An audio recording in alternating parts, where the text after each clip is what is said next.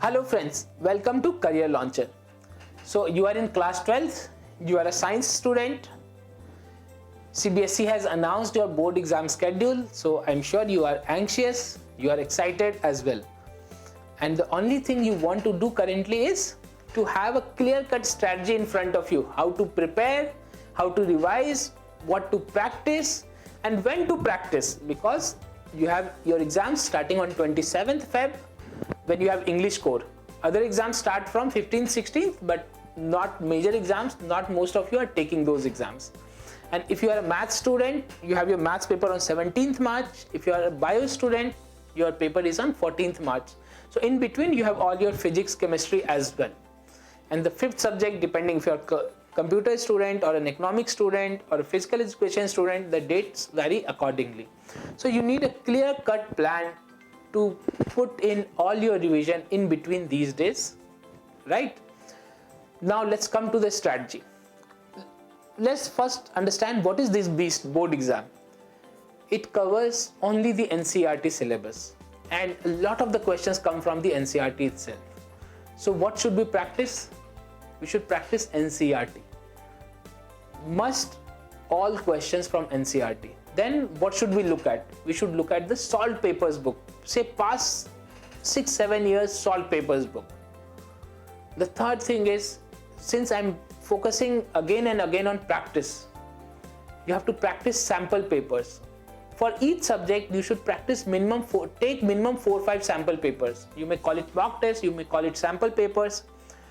After taking the test, you have to analyze where all you have made mistakes, which parts are correct, where all you have missed any step. Take the help of an expert for correction of the paper as well.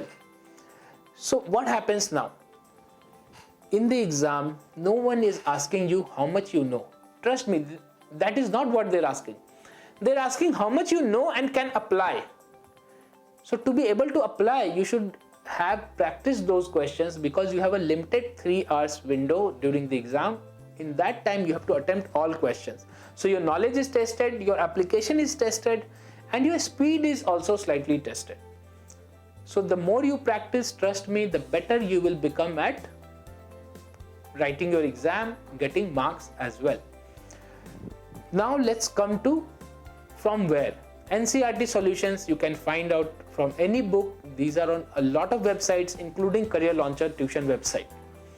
Sample papers, again, a lot of the books are in the markets. Career Launcher sample papers are one of the best, but you are free to choose whichever book you want. Salt papers, again, Career Launcher has books for all the subjects in science, but it's up to you, whichever book you can get hold of. Study from that book. Just ensure that the book has a good review. That means the solutions are given are correct, so that they don't confuse you any further. Now let's come to the exam schedule. So we have English core starting on 27th Feb. Then we have physics on 2nd March. So there is hardly 28th, 29th and 1st. 3 days in between. So what we must do? Say for English we started revising 3-4 days ago. That would be 22nd Feb say. For physics, we have only 3 days, but physics has a lot of chapters and you need to practice the numericals as well. So I would suggest before you start studying for English, keep 1 or 2 days revising for physics and then you start English. So 4 days for English, before that 2 days for physics. Then we have chemistry on 7th of March. So between physics to chemistry, there are 4 days free. I think those 4 days should be enough for chemistry, but if you have some problems, say to remember organic chemistry, there's any other issue, you can just add 1 more day before you started physics for chemistry revision, 1 or even 2 more days. So in between the exams, just keep time only for revision. You should not try to attempt to learn too many new things. You should have done all that before. Trust me, that is a good strategy to get marks in the exam. Revising, practicing, that is the best strategy to get marks in the exam. Now, if you're a biology student, between chemistry and bio, you have 6 days, 7th March to 14th March. So you have enough time to study bio in between and revise bio, learn whatever is to be learned. Unless you have the 5th subject as economics, which is on 13th of March, then you have to plan accordingly. Economics probably you'd need to study much beforehand, in the early week of Feb itself. so that you have enough time for your bio paper. Or if you have computers, then computers is on 21st of March. Then you have time. After bio, you can spend all the time on computer. If you have physical education, that doesn't need too much of studying. Depending on which is the 5th subject that you have, you can plan your schedule accordingly for revision. Finally, 17th March is maths. So if you are not a bio student but a math student, in between chemistry and maths, you have 9 days. So you have enough time to practice maths.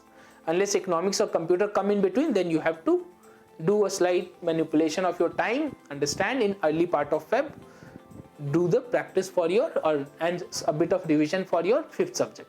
But for maths, you have enough time. Use that enough time to practice and practice maths. Please understand, in maths, whatever you have practiced, trust me, only those questions you would be able to solve in the exam in a limited time. Otherwise, it becomes tough on the time. You may still know it, you may still solve it, but unnecessarily your time will get wasted. And in the exam, the 3 hours is a very, very strong currency, right? Very precious currency. You have only that much of time to showcase your 1 year of studies. So guys, all the best for your exams. Plan well, prepare well, practice and revision is a must. All the best for your exams. May you pass with flying colors. Thank you.